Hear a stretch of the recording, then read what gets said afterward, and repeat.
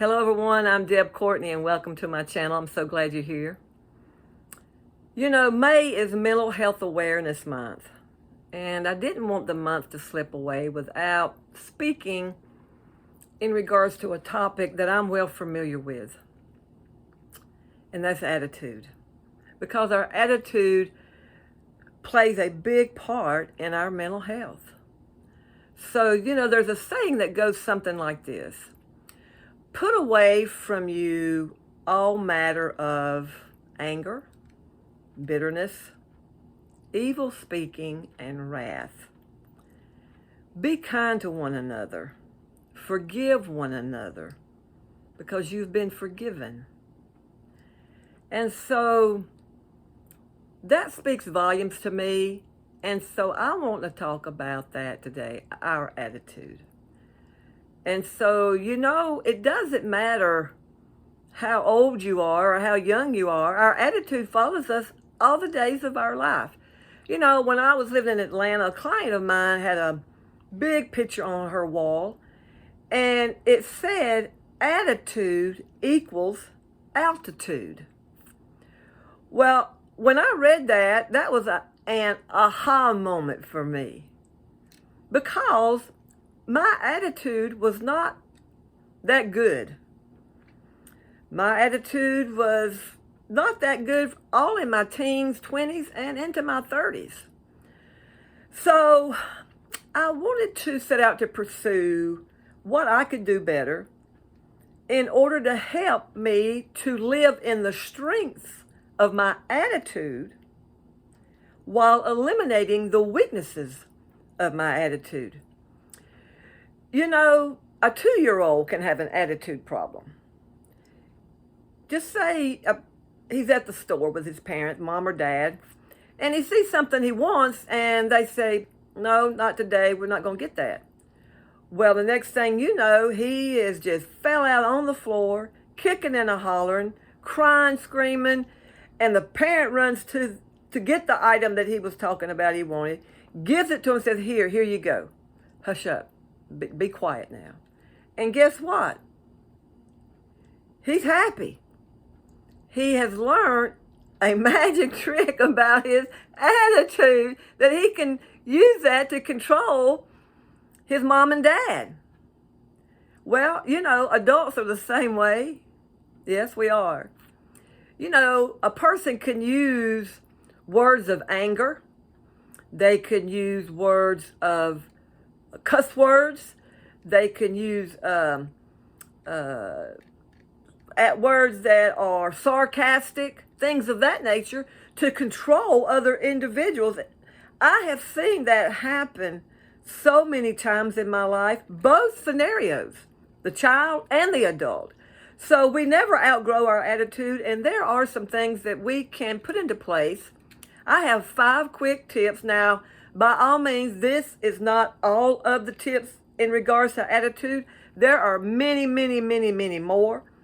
And so I wanted to find out for myself how I could help my attitude, because I didn't like my attitude.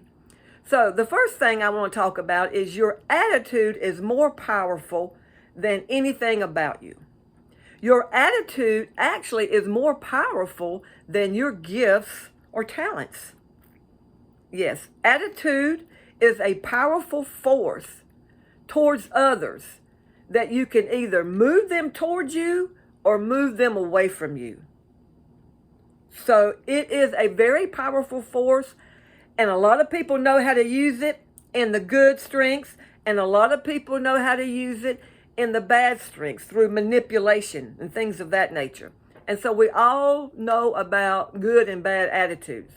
The second one I want to talk about is your attitudes towards yourself decides your success or failure.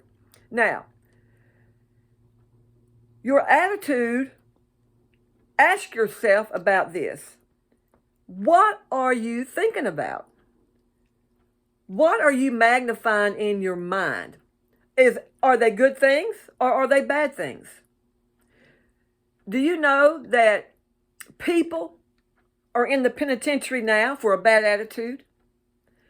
they come across some kind of anger somewhere in regards to an individual, and they got so angry at that person that they took out a gun and they shot and they killed that person, and now they're sitting in a penitentiary because of an attitude of anger.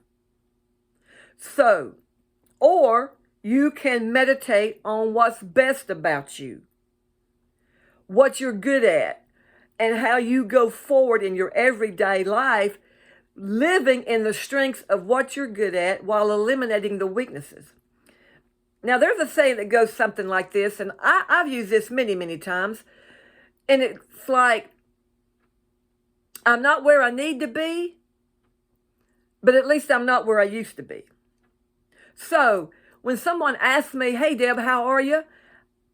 Sometimes I'll say, I'm working on it, like that.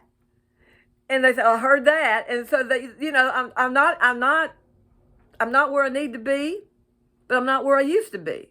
And we've all had those moments. Probably every day, there's always something like that.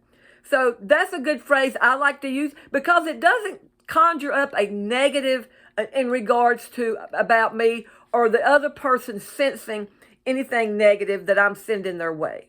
Saying, well, Deb's working on it, she's getting there, and she's making progress. And that's a positive. That's what I like to let people know. So that's a good tip that I use. Number 3 is your attitude can bring you favor or it can take favor away from you. Thoughts and your words move your mind, and it moves whether you're increasing or decreasing in your attitude. There's a saying that goes something like this: 1 day of favor is better than 1,000 days of labor. You may or may not have heard that, but I have. When I heard that, I instilled that in my mind, and I thought, I like that because I have had favor instilled toward me through clients and family members, and it has helped me to feel good about myself and to be good towards them. And so I like to live in an attitude and a state of favor with people. And I do it intentionally and on purpose. All 5 of these tips that I'm giving you today has to be intentional and on purpose. They don't naturally just fall in your lap and you're there. No, they do not. So you have to work on it. You have to be intentional in doing these tips and other tips that work for you, or the work doesn't get done. The 4th thing is move away from people who are unhappy. Unhappy people have a tendency, they want to attach themselves to happy people. However, their mind and their mouth does not match up with you. So, they drag you down. And they may not even realize what they're doing. There's some people that's just prone to be a negative mindset, a negative attitude. Well, get away from them people. And if you have to, in a good way, in a kind way, if the situation presents itself, let them know that. And I've had to tell people, man, get your thinking up. I've had to tell family members that, hey, what's wrong with you? Get your thinking up. And if you're comfortable with someone like that, do it. And sometimes they need that lift up. They forget because it is a negative flowing world in which we live in. Even the news media, they have a motto that says if it bleeds, it leads, which is right straight out of the chute. They're telling you something about somebody shot, some hostage situation. They may give us 1 minute of a good story, a good-hearted story, and normally it's at the end of the broadcast. But anyway, stay away from unhappy people. Don't go there. No. If they're going to be unhappy, fine. But generally, you know what? Unhappy people find themselves by themselves. So don't go there with unhappy people. The 5th and last thing I want to leave with you is have a victorious attitude. Yeah.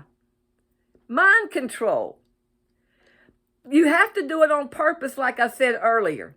You know, and it's like I said, you may not be where you need to be victoriously in an attitude, but you're on your way. So you can say to yourself, your self-talk, hey, I'm not where I need to be with my attitude, but thank God I'm not where I used to be with my attitude. And I've said that over and over and over again. So I hope this has helped you in regards to your mental awareness of your attitude this month. It has thoroughly helped me. I don't know how many years I have implemented all of these tips, and I keep going back to them over and over and over again. Like I said, there are others. So when you change your attitude, you will change your world. You will change your joy. You will change your peace. You'll change your love. You'll change your goodness. You'll change your kindness.